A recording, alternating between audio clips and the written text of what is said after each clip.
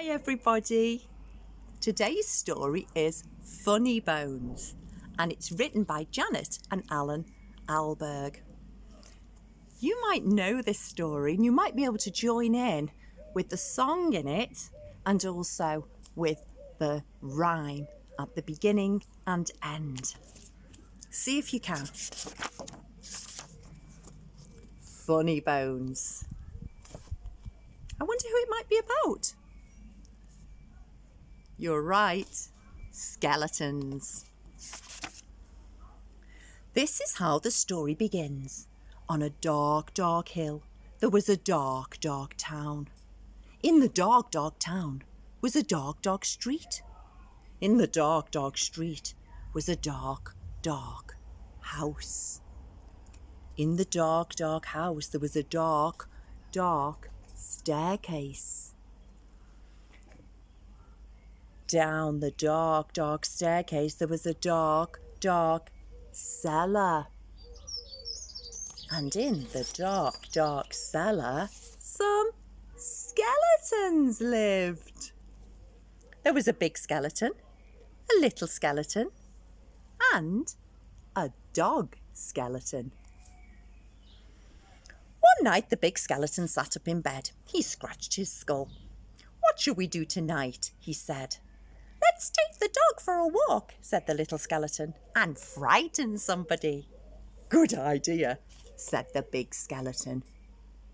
And look, can you see the speech bubbles? And this is what they're saying. "What shall we do tonight? Let's take the dog for a walk." So the big skeleton and the little skeleton and the dog skeleton left the dark, dark cellar, climbed the dark, dark staircase, and stepped out into the dark, dark street. They walked past the houses and the shops. They walked past the zoo and the police station and the park. The big skeleton scratched his skull. "What shall we do now?" he said. "Let's play on the swings," said the little skeleton. "And throw a stick for the dog and frighten somebody." "Good idea," said the big skeleton. So the big skeleton and the little skeleton and the dog skeleton walked round the dark, dark pond, past the dark, dark tennis courts, and up to the dark, dark swings.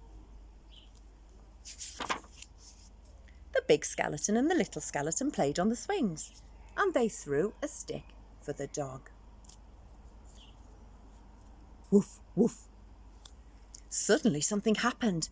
The dog skeleton chased the stick, tripped over the park bench and bumped into a tree and ended up as a pile of bones.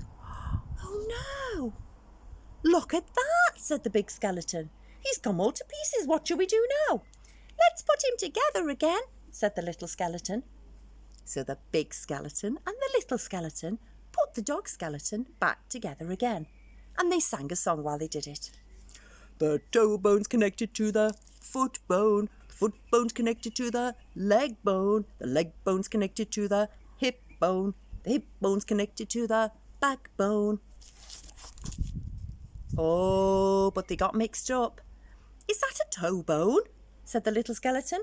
"Where does this one go?" said the big skeleton. "Woofoo! Oof!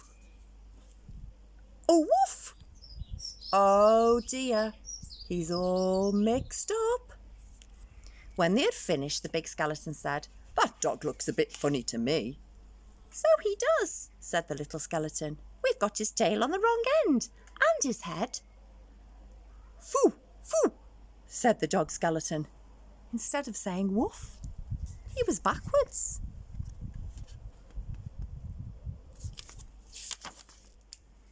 At last the dog was properly put back together again.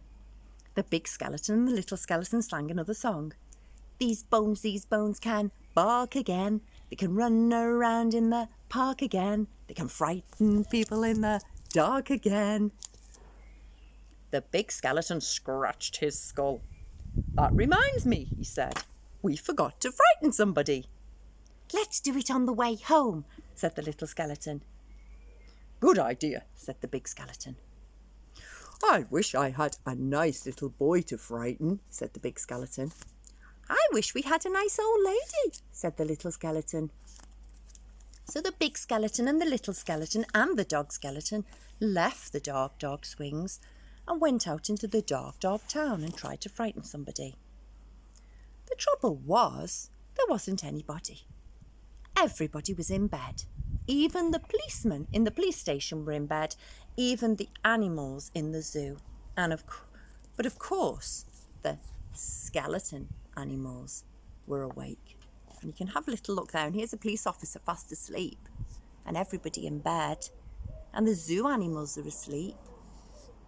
But the skeleton zoo animals are awake. Squeak, squeak, squeak, said the skeleton mouse. Snort. Look at that. That's a sloth. Let's have a ride on the elephant, skeleton, said little skeleton. Let's have a word with the parrot, skeleton. The big skeleton scratched his skull. Let's keep out the way of the crocodile, skeleton. Good evening, all. Who's a cheeky boy, then? Have a cup of tea, pretty Polly. Put the kettle on, mother. That's what the parrot skeleton was saying. And look, giddy up, Nelly. They're riding on the elephant skeleton. Oh, but keep away from the crocodile skeleton. He's got sharp crocodile teeth. When they were back in the street, and when they still couldn't find anybody to frighten, the big skeleton said, "What shall we do now?" The little skeleton scratched his skull. "Let's frighten each other," he said. "That's better than nothing."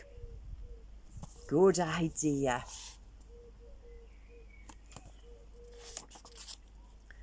I'm coming to get you. Got you. Boo. Ah! So after that, the big skeleton frightened the little skeleton. The little skeleton frightened the big skeleton.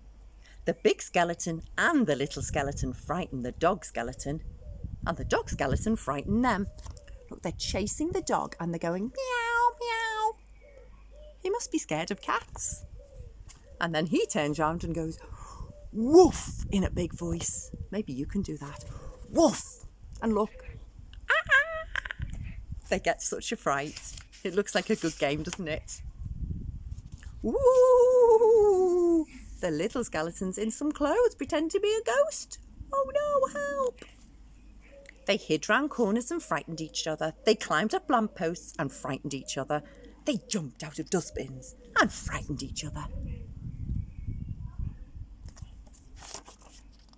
All the way home.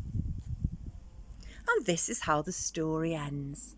On a dark, dark hill, there was a dark, dark town. And in the dark, dark town, there was a dark, dark street. And in the dark, dark street was a dark, dark house. And in the dark, dark house was a dark, dark staircase. And down the dark, dark staircase was a dark, dark cellar.